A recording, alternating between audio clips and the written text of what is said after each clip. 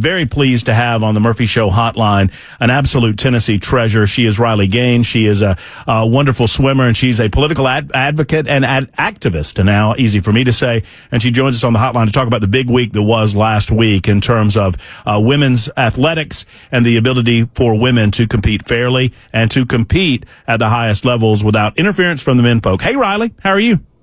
I am doing fantastic. Matt, how are you? I'm wonderful. I have you gotten back to Tennessee yet? Are you still away? I mean, I know you love getting back here when you can. Hey, this is my favorite place in the whole world to be. Doing all the travel and stuff I do now, every time I leave the state, I am reminded just how lucky we are here. I think we should take a page out of Trump's book and maybe build our own wall around our own state here. That's good. I like that. I loved your post last night. At some point, I don't remember when it was, right after the national anthem, I suppose, but I think it reflects on what so many of us think. I mean, and I'll just read you to you, Riley, and get you to reflect on it. You said they tried so hard to make everyone hate Trump. They did everything they could. It literally had the opposite effect. How wonderful was it to see last night the applause that he received inside of the Superdome in New Orleans? Well, it's hilarious because I just can't say I'm surprised, right? Of course, with the results of November 5th and how not just Trump won resoundingly, but across the board. And I think it says a couple things. I think, number one, of course, people turned out to the polls to embrace Donald Trump, to embrace his cabinet picks. It's a big week for RFK and Tulsi and Kash Patel this week. Of course, to embrace the America First agenda. But I believe people turned out to the polls in masses more so to reject absurdity, that is entirely and thoroughly what the Democratic Party has become, is absurd.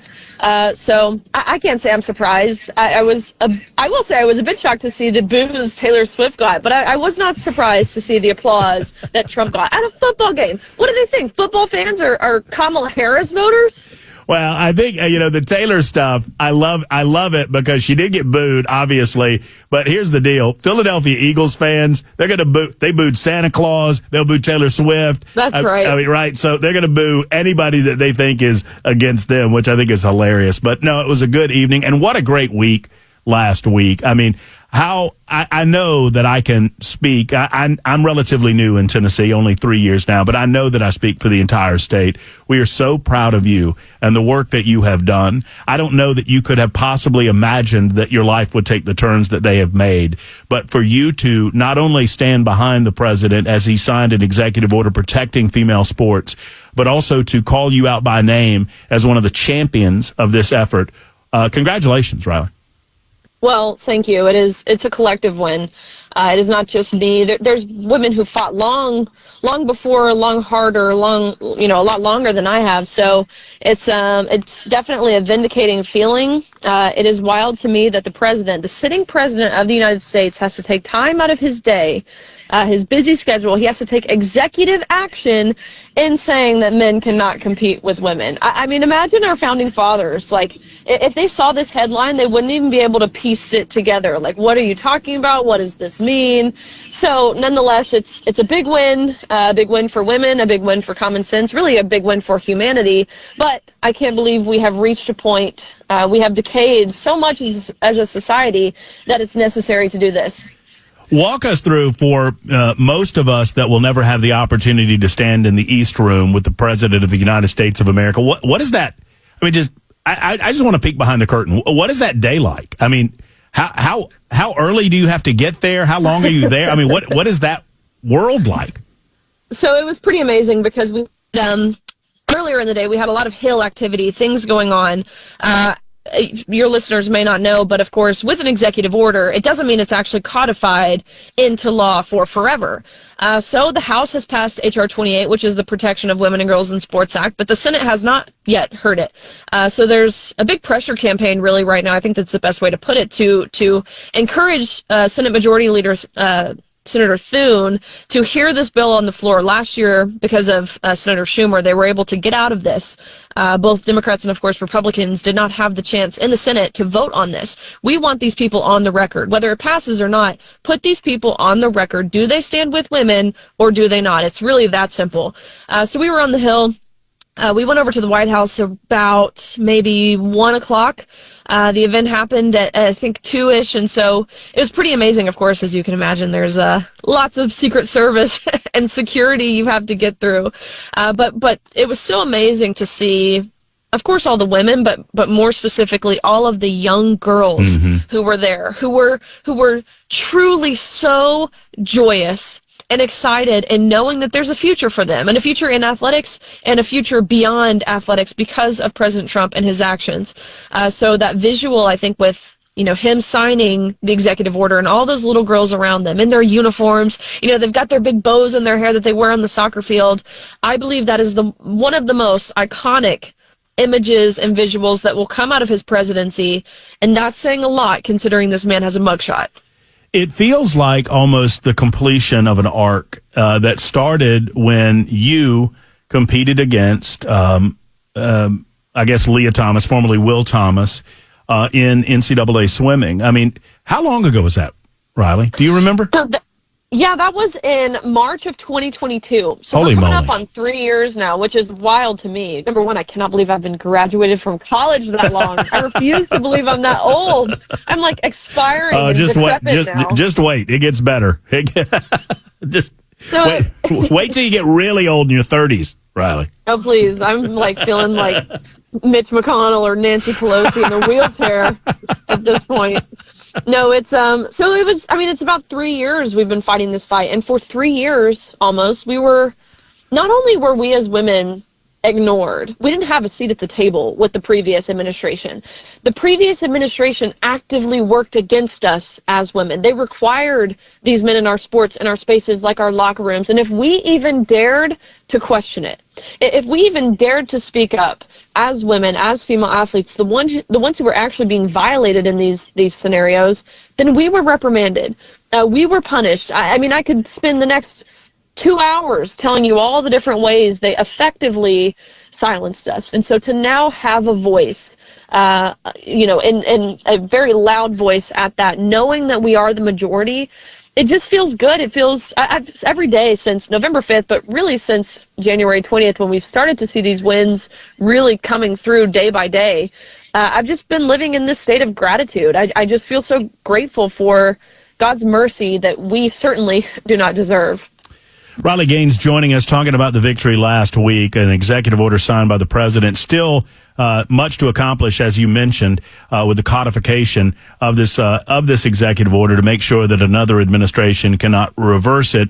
But already we've seen action on the part of the NCAA that had to please you. I mean, it demonstrates to me, Riley, and I'm curious your thoughts, how weak they understood their argument to be. I feel like the NCAA was bullied into that position to begin with.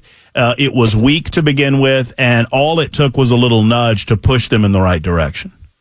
I think your analysis is totally correct. I believe from its inception, the NCAA knew what the right thing was. Of course they did. It's a sporting governing body that governs both men's sports and women's sports. You really mean to tell me they don't know the difference between men and women? Of course they do. They knew it just like you and I did, just like kindergartners do. But they were bullied. They were terrified. They were either scared of name calling. They were scared of losing money. I think that's a big part of it. They didn't want to get sued. Actually, the former president of the NCAA, Mark Emmert, that's what he told me. He said, you keep fighting as if he's not the one I'm fighting. And so I asked him, I'm like, how can you say that to me when it's you that I'm working against? He says, well, my hands are tied. I said, okay, well, who's tying your hands? You're the president of the NCAA. And he said, well, we just don't want to be sued. And I looked at him and I said, well, then that's perfect because I'm going to sue you. And I am. I'm in the middle of a lawsuit against the NCAA over this. So their policy, while I'm thrilled that they took action, as you can imagine, with any organization that is filled top to bottom with just spineless, weak-kneed, morally bankrupt cowards, the policy is pretty weak, actually.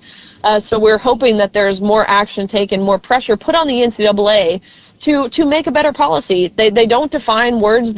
Now apparently we need to define words like female, words like male, words like sex itself. I can't believe we have to define those, but it's necessary that we do. Otherwise, it's up for total interpretation. You know, you can unelected officials to go through the back door and reinterpret these words to mean what they want them to mean, which is exactly how we got here in the first place. And it resorts back to birth certificate, which, as you know, I know, in several states, you can still change your birth certificate. So the policy needs to be better, but nonetheless, I don't know if you watched, actually, there was a Senate hearing just a few weeks ago where Senator Kennedy from Louisiana, it's Charlie Baker, he's sitting before the committee room, and Senator Kennedy tells him, he said, you know, why don't you go on Amazon and buy a spine? And I think what Charlie Baker did was just borrow Trump's spine for a day. The best part of that was your impersonation of John Kennedy. That's pretty good. I've been practicing. That's pretty good. So two things before we have to let you go, Riley. I mean, one, did you have a chance have you had a chance to visit personally one-on-one with the president? What was your takeaway with him, if so? Man, he is just the same guy you would imagine he is. I mean, there is no face he puts on. There is no, I mean, he's just as authentic. He is just as genuine. We heard for years people say, you know, Biden is very sharp. When I tell you Trump is sharp, every time I see him, he says, you know, Riley, how's your husband? How's his construction? Like it's mind-blowing to me how with it this man is. And he's old. Look, I'm not going to sit here and do the whole thing where he's not old. He's old. He's an old man. His stamina, his energy, his charisma, it is incredibly impressive. And he's a great guy. He really is. He's spending time with him one-on-one and getting to you know, develop that personal relationship, understanding how much he loves his family. He's just a good guy who doesn't have to be doing what he's doing, but he is, and I'm grateful he is. Good for him. Yeah, and good for you. So, final question in the minute that we have left. What was your least, I think I know the answer to this question. What was your least favorite Super Bowl commercial? Oh, gosh. Look, the Nike commercial, upon first glance, if you didn't know anything about Nike, you might think this is an awesome commercial about women's empowerment. Wrong. Nike does not care about women. They made that very clear just a few years ago when they canned Allison Felix, the 11-time Olympic medalist, 7-time Olympic champion, over 5 different Olympics. That's unheard of. When they canned her for getting pregnant, they said to her, you know your place, just run it. She ditched them, launched her own shoe brand called, one of the slogans of it was, I know my place. 2 years later, she's back at the Olympics with her daughters watching in the stand. I mean, they don't care about women. And the whole Dylan Mulvaney thing, giving him endorsements and sponsorships and sports bras and all the things. And he posts these mocking videos of women and working out as a woman. It's the most misogynistic thing I've ever seen. So, all that to say, Nike could care less about women. They've been utterly quiet surrounding all of this stuff. Actually, not even just quiet. They've celebrated these men in women's sports. Riley Gaines joining us for a few minutes. Riley, so good to talk to you via phone. You know I want you in studio when you can get over in Nashville way. We appreciate you, and we thank you so much for representing Tennessee in the way that you do. Keep fighting the fight. You got it, Matt. Anytime. Thank you. All right.